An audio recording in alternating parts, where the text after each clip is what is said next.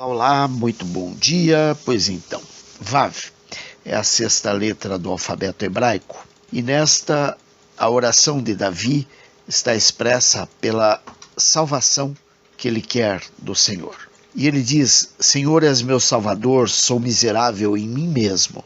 É só tu que me podes fazer feliz. Venha sobre mim a tua salvação. Apressa para mim a salvação temporal, para mim a aflição atual e apressa para mim a salvação eterna, dando a qualificação necessária para isso e as promessas reconfortantes e o antegozo dela. A dependência de Davi da promessa e da graça de Deus para essa salvação. São dois os pilares sobre os quais nossa esperança está edificada. E eles não nos falharão. Primeiro é a graça de Deus. Venham também as tuas misericórdias e a tua salvação. Nossa salvação deve ser atribuída absolutamente à misericórdia de Deus e não a qualquer mérito nosso. Deve-se esperar a vida eterna como misericórdia de nosso Senhor Jesus Cristo, conforme descrito em Judas 21. Senhor, pela fé, tenho suas misericórdias em vistas. Deixe minha oração prevalecer para que elas venham sobre mim. E o segundo ponto é que a promessa de Deus venham segundo a tua palavra de promessa, confio na tua palavra, por isso espero a realização da promessa. Não só nos é permitido confiar na palavra de Deus, mas nossa confiança nela é a condição para que sejamos beneficiados por ela. A expectativa de Davi em relação à boa garantia de que a graça e a promessa de Deus lhe serão concedidas. Assim, terei que responder ao que me afronta por minha confiança estar em Deus, como se ela pudesse me enganar. Quando Deus salva das aflições os que confiam nele, ele silencia eficazmente os que envergonham o conselho dos pobres, conforme Salmo 14, 6. E o opróbrio deles será silenciado para sempre, quando a salvação dos santos for completada. Então será demonstrado, além de qualquer dúvida, que a confiança em Deus não é vã. Também, indo em frente pelo Salmo 43, versículos 43 e 44, a humilde petição de Davi para que a língua do instruído saiba dizer a seu tempo uma palavra para a glória de Deus. De minha boca não tires nunca de todo a palavra da verdade.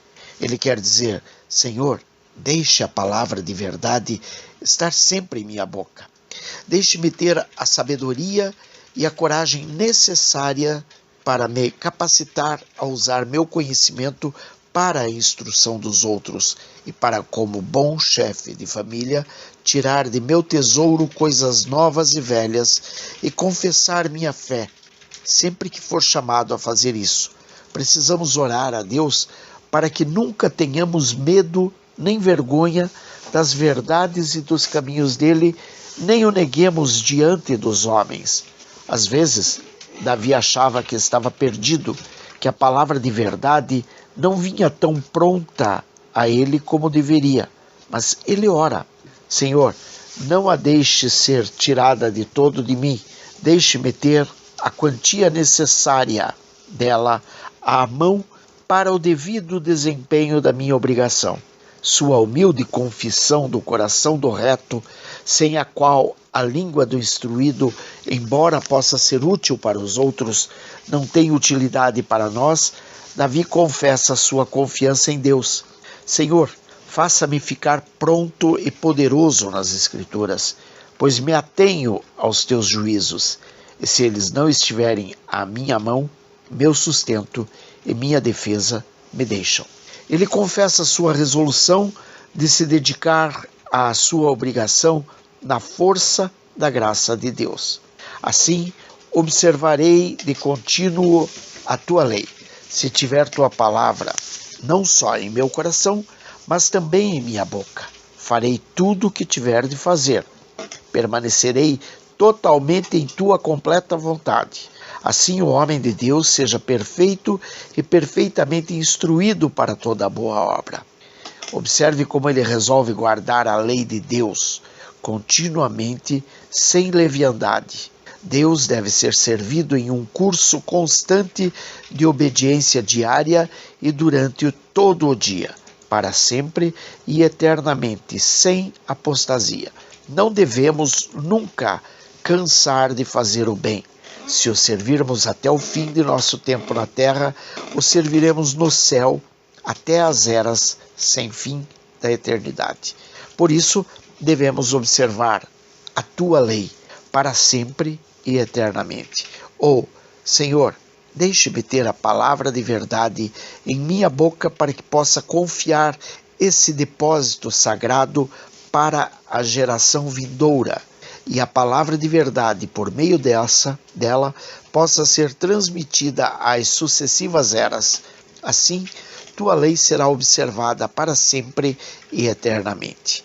Ou seja, de uma geração a outra, conforme a promessa. Minhas palavras que pus na tua boca não se desviarão da tua boca, nem da boca da tua posteridade, nem da boca da posteridade da tua posteridade, conforme Isaías 59, 21. Também nos versículos 45 a 48, podemos observar que o afeto pela lei de Deus vivenciado por Davi foi buscado, como diz lá, busquei os teus preceitos. Desejo conhecer e cumprir a minha obrigação e consultar tua palavra adequadamente. Faço tudo o que posso para entender qual seja a vontade do Senhor e descobrir as notificações de tua mente. Busquei os teus preceitos, pois os amo. Não só os considero bons, como também considero a complacência deles boa para mim. Todos que amam a Deus amam seu governo. Por isso, amam todos seus mandamentos. O que ele espera disso? Ele promete 5 coisas para si mesmo na força da graça de Deus. Primeiro, que ele deveria se sentir livre e confortável em sua obrigação. Andarei em liberdade, livre do que é maligno, livre das algemas da minha própria corrupção e livre para o que é bom, fazendo o bem não sob coação, mas com disposição. O serviço do pecado é a escravidão perfeita. O serviço de Deus é a liberdade perfeita. A licenciosidade é a escravidão do maior dos tiranos. O escrúpulo é a libertação do mais maligno dos prisioneiros, que deveria ser destemido e corajoso no cumprimento de sua obrigação. Falarei dos teus testemunhos perante os reis. Davi veio diante dos reis coroados, como Saul e Aquis, que às vezes agiam como juízes dele, mas se ele fosse chamado diante deles para apresentar o motivo de esperança que tinha, ele falaria dos teus testemunhos, Senhor, e confessaria edificar sua esperança neles e fazê-los seu conselho, sua guarda, sua coroa e seu tudo. Nunca devemos ter medo de nossa religião, embora ela possa nos expor à ira de reis, mas falar dela como aquilo pelo que vivemos e morreremos, como os 3 moços diante de Nabucodonosor, conforme descrito em Daniel 3,16 ou em Atos 4,20. Depois de Davi ir aos reis coroados, que às vezes eram seus companheiros, eles visitavam-no e ele retribuía a visita. Mas ele, por complacência para com eles, não agia de forma a falar de tudo, exceto de religião, por temer afrontá-los e tornar sua conversa desconfortável para eles. Não. Os testemunhos de Deus devem ser o principal assunto de seu discurso para os reis, não só para mostrar que ele não tinha vergonha de sua religião, mas também para instruí-los nela e trazê-los para ela.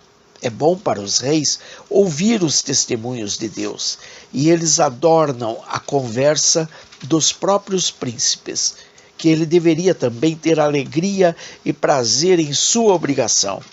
Alegrar-me-ei em teus mandamentos, conforme versículo 47, em conversar com eles, em conformar-me a eles. Nunca sinto tanto prazer comigo mesmo como quando faço o que agrada a Deus.